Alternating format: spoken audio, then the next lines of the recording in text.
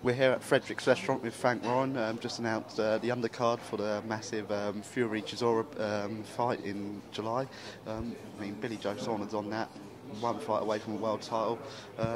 Could you tell us a bit more about his opponent? Yeah, well, he's fighting Emanuel Blandamura, who's 22-0, hasn't lost a fight. Obviously, he comes from Rome in Italy, and the fight is actually to become the mandatory challenger to Quinlan. So I'm looking forward to the fight, and I'm hoping Bill comes through, because if he does, then he'll be in that position, and then hopefully the world title will follow.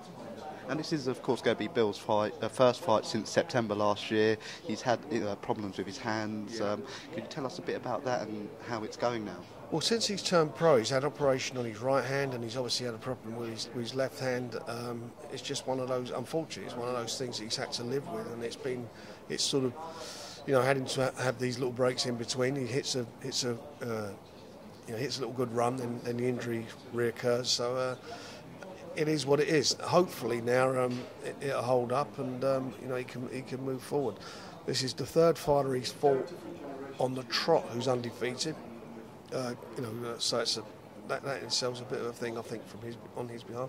And I just hope that if his hands do hold up, that we can move him into that world title fight. He comes through, move him into that, and get that fight over here.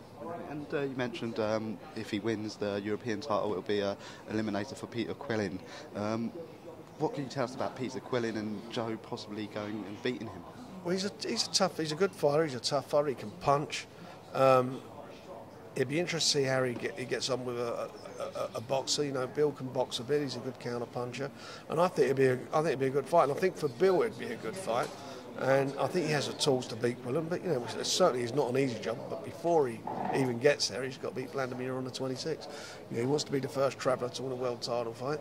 You've got Tyson Fury fighting Dereck Chisora on that bill. He's looking to do the same. So there's a little bit of a race going on between those two. So it's they're both on the same card. It's a cracking card. We've got some really good fights on there. We've got Derry Matthews against Flanagan up there. So that's a cracking fight. Liverpool versus Manchester. Liam Walsh is on the card.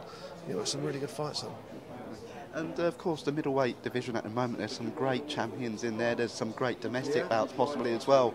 And someone that's kind of been linked with a fight with Billy Joe is someone that started appearing on a few of your shows, Chris Eubank Jr. Do you think that's something we could see happen in the near future? Yeah, I think we can. Chris keeps winning, which I'm sure he will do, and he steps up in opposition. If Bill wins the world title, what a great defence that'd be. Him against Chris Jr.